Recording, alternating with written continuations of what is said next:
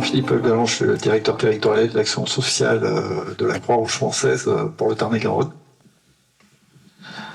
Donc comme on a un peu parlé ce matin, mais que je pense la plupart des associations de l'aide alimentaire vivent au quotidien, on est parti il y a 2 ans de ça d'un constat. Alors il est beaucoup plus large que ça, mais on a essayé de résumer qu'est-ce qu'on faisait aujourd'hui et qu'est-ce qu'on avait du mal à faire.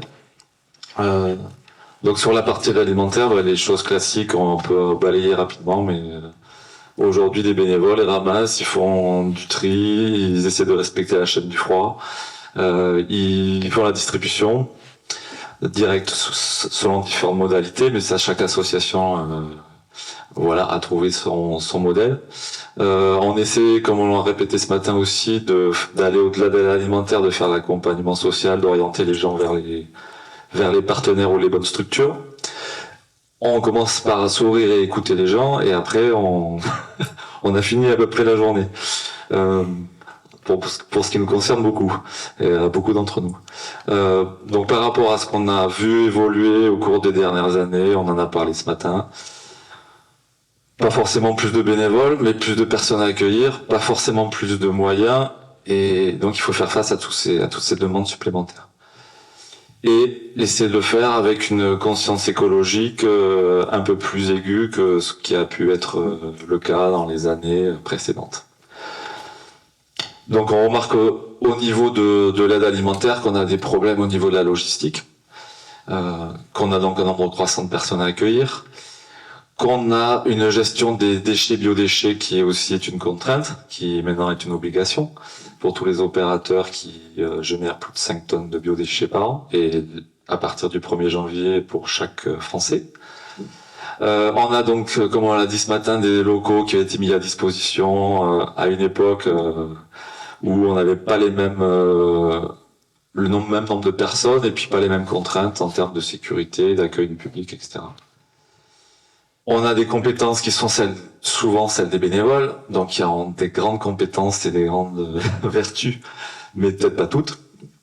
Et même s'il y a des choses qui existent, alors ça dépend des territoires et ça dépend des personnes, la concurrence, qu'on le veuille ou non, elle existe encore, même si on a des copalim et des machins. Quand on est dans un village et qu'il y a 2-3 associations qui veulent un don, et ben la première qui va se servir, ou elle sera assez généreuse pour partager avec les autres, ou elle gardera tout pour elle. Et tout ça, ça engendre des coûts humains, parce que les bénévoles se tuent quand même à la tâche. Enfin, vous êtes tous, je ne sais pas qui sont les parts de bénévoles et de salariés, mais on est quand même un peu pas au bout du rouleau, mais en tout cas on nous en donne de plus en plus. Et donc c'est pas évident. Et ça engendre des coûts financiers. Bon, mais l'appel des restos, mais qui est partagé par pas mal d'associations, c'est que ce qu'on achète, on l'achète plus cher. Le transport, l'énergie sont des coûts non négligeables dans les structures. Donc l'idée partant de cet état des lieux, qui est partagé, qui est un peu national, on l'a partagé avec les collectivités.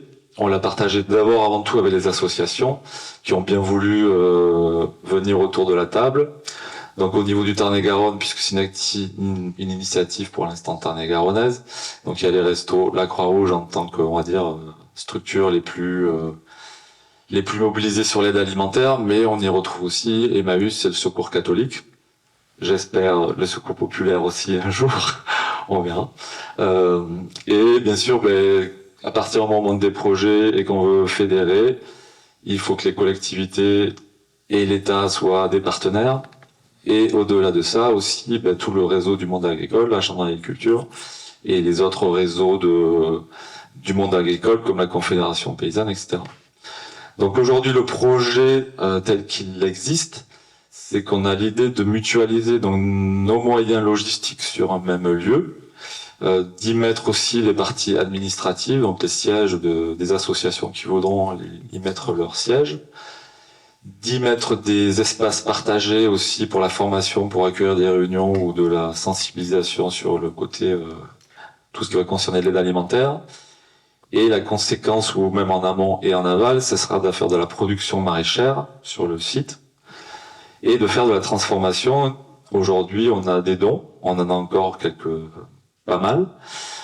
qui sont souvent à gérer assez rapidement. Donc c'est vrai qu'on peut reprocher des fois à l'aide alimentaire d'avoir des produits qui ont des qualités variables, plutôt très bonnes à notre sens, puisqu'on trie et qu'on essaie d'amener vers les publics qui viennent nous revoir les produits les plus dignes et qui seraient dignes d'être consommés, d'être achetés dans un circuit normal.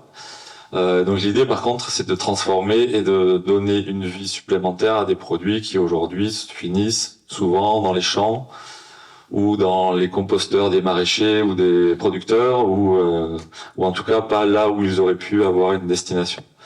Donc notamment le Tarn-et-Garonne, il y a 220 000 tonnes de pommes qui sont produites et l'estimation de ce qui est perdu c'est 50 000 tonnes. C'est pas, il y a de quoi faire, du coup, dans notre projet, par exemple, d'arriver à valoriser ces produits-là, à faire de la compote ou d'un coulis, un produit qui soit plus facile à distribuer, qui soit pas une pomme un peu abîmée ou de petit calibre, mais un produit qui a une durée de vie et qui a une utilité, notamment pour l'aide alimentaire, mais l'idée de la structure au niveau de son budget, de son équilibre financier, c'est aussi d'être un fournisseur pour la restauration collective. Donc notamment les collèges, puisque le conseil départemental est partenaire du projet, mais après ça peut s'adresser à toute structure qui fait de la restauration à domicile, les maisons de retraite ou les lycées et les écoles primaires par exemple. Donc voilà, donc aujourd'hui, le projet, il en est, après 2 ans de réflexion, d'arriver à convaincre des associations à potentiellement se constituer dans une société coopérative. Ben voilà, on est tous dans nos structures respectives. Et il y a 1 an de ça, parler de société coopérative au Resto du Cœur ou à la Croix-Rouge, c'était de l'utopie.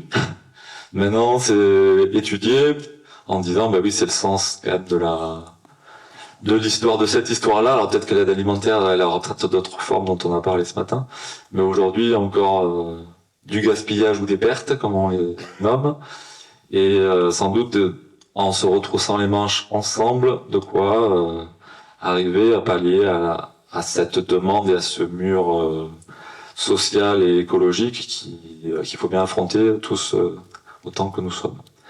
Donc voilà à peu près on en est donc à constituer une société coopérative potentiellement, à finaliser les budgets selon les différentes hypothèses identifiées. Donc on a déjà un budget global à peu près estimé à 5 ou 6 millions d'euros quand même, puisqu'il faut construire un bâtiment. Il y a des chambres froides, qui sont gratuites et qui sont d'ailleurs là aussi la question de l'éthique. Le C2E finance une chambre froide à 1,6 million, elle revient à l'acquéreur, qu'il soit privé ou associatif, à 1 euro aujourd'hui. Parce que Total paye son C2E, son droit à polluer. Donc voilà, question pour un champion. Est-ce qu'on y va, est-ce qu'on n'y va pas? Pareil pour le photovoltaïque où on le sait dans les campagnes, il y a des développements de parcs photovoltaïques qui empiètent sur des terres agricoles. Enfin voilà, il y a des questions autres. Voilà, donc voilà, c'est un état du projet. L'idée c'est qu'elle soit le plus large. Donc aujourd'hui, il y a les agriculteurs qui sont présents. Et dans le collège de cette société, on y mettrait aussi le public et les citoyens. C'est l'idée que ça soit le plus large possible. Je passe la parole à Jean-Philippe. Voilà, rapidement en conclusion, l'idée c'est que bon là, on vient d'avoir une idée du projet, mais il faut voir aussi l'idée qu'on porte aussi et qu'on espère voir un jour se disséminer dans d'autres territoires. Et pour revenir sur la présentation du professeur Collard-Dutilleul de ce matin, l'idée tout à fait démocratique de l'histoire, c'est-à-dire que nous, c'est un projet qui est avant tout un écosystème, hein, qui est avant tout un lieu d'échange entre toutes les parties prenantes. Hein, comme on l'a dit ce matin, il n'y a pas des pauvres, il n'y a pas des gentils bénévoles, il y a tout un ensemble de parties prenantes et d'acteurs. Et nous, l'idée ici, c'est d'essayer de proposer une vision de l'aide alimentaire très démocratique, avec le maximum d'équité possible, hein, donc d'une part proposer vu qu'on est plusieurs associations impliquées, que d'une association à l'autre, ce soit le même type de service et de produits qui soient proposés, hein, qu'il n'y ait pas une espèce de discrimination à la qualité selon qu'on soit à tel endroit ou tel autre. Donc essayer de porter ça. Ensuite, on parlait de gaspillage aussi ce matin. Bon, c'est vrai que c'est un meilleur contrôle, hein, à la fois de tout centraliser pour les agriculteurs, la chambre d'agriculture, d'avoir un seul pôle de gaspillage entre guillemets. Ça permet de mieux gérer la logistique du gaspillage, on va dire, puisqu'on n'aura qu'un seul endroit où on aura tous les déchets à traiter. Et ensuite, au niveau de l'humain, je pense que tous les gens qui sont ici dans l'aide alimentaire savent très bien, hein, que quand on propose des haricots non écossais ou etc. À certaines personnes, bon, c'est très bien que ça va finir dans la poubelle à côté de l'abribus, c'est-à-dire que les gens le prennent parce qu'ils osent pas le refuser, mais vu qu'ils vont pas savoir le cuisiner derrière, c'est souvent gaspillé. Donc là ici, c'est aussi de réfléchir à un format qui permette d'être pris en main plus facilement par tout le monde, avec des légumes déjà découpés, lavés, filmés, dans lesquels on va en plus augmenter la durée de vie, quoi. Ensuite, toujours sur cet aspect, hein, d'intégrer au maximum, ce qu'a peut-être pas appuyé beaucoup Jean-Louis, c'est que derrière il y a du chantier d'insertion. Donc c'est aussi d'accompagner les gens vers l'emploi en leur donnant, en profitant de cette dynamique, pour effectivement amener les gens vers un retour à l'emploi dans la mesure du possible et profiter de ce projet. Donc l'idée elle est là, hein, c'est d'essayer à travers cette légumerie, qui est un projet logistique, technique, de porter aussi une philosophie et un regard le plus démocratique possible sur l'aide alimentaire. Et j'abrège. Je sens que Jean-Louis, le maître du temps. Oui, c'est ça, maître du temps. Donc, il y a du temps pour des questions aussi. Je suppose donc que le gisement, la ressource a été estimé, non? Donc, c'est vrai que le département du Tarn-et-Garonne est propice et comporte un gros gisement oui, c'est ça. À récupérer. Est-ce que vous avez des questions? Bonjour Anaïs Fouchy, l'association AG2I. Alors, j'ai pas de questions, juste un énorme merci de parler de l'insertion. On est une association chantier d'insertion, donc je suis la conseillère, et on a aussi une épicerie solidaire. On a commencé à faire des colis alimentaires pour nos salariés en insertion, puis on s'est développé grâce à la banque alimentaire. Merci. Et du coup, moi, ça fait 4 ans et demi que je suis sur ce projet-là, et on parle de comment on peut mieux faire, comment on peut mieux les faire manger, parler de la santé, de l'accompagnement social, et rarement, très rarement, on parle de la sortie, et notamment de la sortie vers l'emploi. Et sur le PUI qui bénéficie de l'aide alimentaire, aller sur un emploi en milieu ordinaire, ça peut paraître un objectif bien loin à atteindre. Et l'insertion peut être un premier objectif et un premier palier pour les remobiliser dans l'emploi et sortir de l'aide alimentaire, parce que c'est très bien qu'on soit tous là, et à toutes les échelles, et toutes les innovations, et toute la bonne motivation que tout le monde met, mais il y a cette sortie, et voilà. Donc un grand merci de parler de l'insertion. Et voilà. Oui, donc sur le projet, donc actuellement nous, on a un chantier d'insertion logistique, donc qui va s'intégrer assez naturellement. Il y aurait une structure d'insertion pour la partie maraîchage, pour la partie restauration et pour la partie légumerie. Donc il y aurait 4 structures. Mais en fait, souvent, il y a beaucoup de chantiers d'insertion qui sont basés sur le maraîchage. Donc là, le lien avec l'alimentation se fait directement.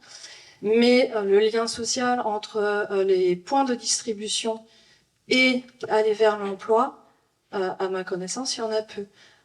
Pierre en a parlé ce matin en disant que on commence à se dire, nous, c'est notre métier d'accompagner l'humain, et il y a peut-être du lien à faire. Il y a du lien à faire entre ces points de distribution et l'emploi. Aujourd'hui, nous, ce lien-là, il se fait le chantier avec les partenaires, puisque nos salariés font des stages, des PMSMP, etc., chez des logisticiens ou chez différents métiers d'ailleurs, même des crèches ou autres. Et là, c'est dans le sens chantier d'insertion qui fait de l'alimentaire. Moi, là, ce dont je parle, c'est les points de distribution et faire un lien avec l'insertion pour aller vers l'emploi. Nous, on est chantier d'insertion, mais on ne fait pas d'alimentaire comme activité support, on est sur recyclage et le réemploi. Ok. Ouais, nous aussi, au resto, il y a des ordinateurs, il y a du, etc. Et les gens qu'on recrute au chantier, c'est des gens qui sont venus à l'aide alimentaire. Voilà. Mais c'est aussi... Et les gens qu'on va mettre dans des logements sont aussi ces gens-là. Alors après, le danger, c'est qu'il y a des gens qui travaillent au resto, qui sont logés par les restos, qui sont nourris par les restos. Et ça, Oui, après, il y a une systémie qui... pas nourris, mais aidés en tout cas sur l'alimentaire. Donc on essaie d'éviter aussi Tout à fait. Après, il peut y avoir une sorte de confort. Mais par exemple... Enfin, c'est pas du confort. Par exemple, une habitude. Dans l'insertion, il y a des critères d'éligibilité, notamment on doit embaucher un certain nombre de bénéficiaires de RSA. Là, nous, on embauche sur 2 postes, on a 2 candidatures. On ne sait pas où sont les RSA. Non, mais c'est dit comme ça, c'est terrible, et du coup, est-ce que sur les points de distribution, il y aurait des bénéficiaires RSA? Je crois que la réponse est oui. Voilà. Et à qui peut-être un simple entretien peut être mis en place et voilà. Mais comment Merci pour ces précisions. Elles sont utiles, elles sont précieuses, mais je voudrais revenir à ce projet qui est vraiment ambitieux. Je sais pas si on le réalise là. Je crois qu'on est tous un peu groggy là. Parce qu'un projet comme ça à l'échelle d'un département, franchement, je trouve ça balèze, quoi. Vu le budget engagé, vu le nombre de structures concernées, vu les objectifs qui sont les leurs, franchement, je suis admiratif. Est-ce que ça vous fait réagir ou pas, ce type de projet? Est-ce que ça vous... Oui. Je dois dire, pour les banques alimentaires, au niveau de l'Occitanie, on a un projet d'atelier de transformation de fruits et légumes à Perpignan pour les 10 banques alimentaires. Les chefs de projet, là, sont à côté de moi. Basé à côté du marché Saint-Charles, producteur de fruits et légumes, voilà. Et pour autant, pour un projet comme ça, bon, déjà, il faut avoir la ressource, c'est-à-dire suffisamment de fruits et légumes pour alimenter régulièrement l'atelier. Ensuite, on peut pas faire ça tout seul, il faut des partenaires. Donc, quand je vois votre projet, effectivement, c'est les mêmes questions qui reviennent. Et puis, évidemment, il y a tous les coûts d'investissement, etc. Et c'est quand même des budgets énormes. Et on se pose la question de la rentabilité d'une telle affaire. Enfin, plutôt de la viabilité d'un tel, parce qu'on ne parle pas de rentabilité pour c'est pas le sujet, mais de la viabilité d'un tel projet. Donc, quand je vois le vôtre, très ambitieux, très intéressant, tout de suite cette question me vient immédiatement, et en même temps, je trouve ça formidable de lancer ce type de projet. Donc vous, par exemple, vous avez déjà la ressource, ou elle est suffisante? Juste une question. Alors après, bien sûr aujourd'hui, on a quand même fait une étude de marché, comme tout projet. À un moment donné, il faut essayer de savoir qu'est-ce qu'on va récupérer, comment on va le transformer, qu'est-ce qu'on va acheter, et qu'est-ce qu'on va potentiellement vendre et à qui. Sachant qu'aujourd'hui, donc, on a 2 hypothèses de travail, de travailler pas en cercle fermé, mais en cercle plus réduit sur les acteurs de l'alimentaire, donc notamment potentiellement les banques alimentaires, puisque dans les premières réunions, et moi je vois Aurélie, etc., encore de la banque alimentaire, avec qui on a des échanges réguliers, l'idée c'est que justement ça soit, si une association, puisqu'aujourd'hui on achète, je parle des restos que je connais mieux, 30% des denrées sont achetées. C'est un budget de 5 millions d'euros par semaine. Donc à un moment donné, si les restos disent ok, on va acheter des compotes à cette usine moins chère, et en plus on aura participé à leur conception, il y a un marché, on va dire quelque part déjà naturel de dire ok, on fonctionne déjà, on achète aujourd'hui des compotes bien plus chères, enfin sauf celles de l'Europe, on achète déjà, on est déjà client de la propre structure. Oui, c'est ça. Et la Croix-Rouge c'est potentiellement la même chose. Et après il y a la restauration hors domicile qui est là vraiment sur la sphère commerciale, sphère qui intéresse beaucoup moins les restos, comme on l'a dit encore ce matin, nous on vend rien, enfin, sauf les CD des enfoirés, mais c'est pas la même association, même si tout le monde fait le parallèle. L'idée, donc il y a des freins, il y a encore des questions à se poser, mais le modèle avec la restauration collective du département était déjà équilibré. D'accord. Puisque le département, en gros, si on prend toute la restauration scolaire, ça fait 13 millions de portions à l'année, donc X portions de tel ou tel type de produit. Et en amont, d'être avec des producteurs locaux qui vont dire, OK, moi, cette structure m'achète 50 tonnes de pommes de terre et va les revendre sous X forme. Bon, mais il y a aussi l'écosystème amont où il y a des agriculteurs qui veulent de la transfo ou qui veulent des fois ne serait-ce qu'un débouché plus facile. Et après, même sur le don, on s'aperçoit qu'on discute avec eux qui connaissaient pas les modalités fiscales, les modalités logistiques de faire un don. Et pas plus tard que la semaine dernière, le producteur de prunes, il a dit, ah ouais, c'est intéressant puisque je récupère 60% en crédit d'impôt de ce que j'ai donné jusqu'à hauteur. Enfin voilà, c'est technique après. Mais la semaine d'après, il y avait 2 palettes de prunes qui étaient levées. Mais on est allé les chercher, il a dit, mais moi c'est royal, je fais rien finalement, je vends des choses que j'aurais pas vendues parce qu'elles étaient trop petites. Donc, voilà. Ok, merci. Merci beaucoup. Peut-être juste pour finir, parce que le temps passe et il y a encore 2 structures qui doivent passer. Peut-être, Jean-Philippe, une question pour toi. Au jour d'aujourd'hui, les principaux freins à ce projet, c'est quoi? Allez, en 2, 3 mots. En deux, trois mots, le problème, il est que je le vis avec Copalim, qui est un magnifique lieu d'échange, mais ce genre d'endroit, on va au-delà de l'échange. C'est-à-dire que jusqu'à aujourd'hui, de manière informelle, et parce que c'était une question de personne, avec Jean-Loïc, on s'appelle, ah ben tiens, j'en ai un tel qui me propose 90 tonnes de melon, moi jamais j'ai ça, toi au resto, t'as plus de besoin, est-ce que ça t'intéresse, et ainsi de suite. Mais nous, ce qu'on voulait, c'était que cette collaboration, elle perdure, parce que voilà, Jean-Loïc, il est déjà plus président. Moi, je suis plus président non plus, parce que j'étais président, maintenant je suis DTS et j'aurai peut-être d'autres fonctions à la Croix-Rouge. Donc, l'idée, c'est qu'il ne faut pas que ce soit qu'une affaire de personne. Il faut que ça puisse perdurer. Et à un moment, si on veut que ça perdure, hélas, il faut que ça contractualise. Et c'est là que ça devient difficile, et même au niveau régional, hein, on en a déjà un peu parlé. La question, c'est que Copalim, de manière générale, parce que pour moi, dans ma tête, c'est déjà une déclinaison de Copalim, ce qu'on est en train de faire. C'est Copalim si le next step, le coup d'après, c'est de formaliser, de le décliner dans les territoires. J'ai envie de dire, il y a un moment, si on veut faire des projets en commun, il faut qu'il y ait une structure.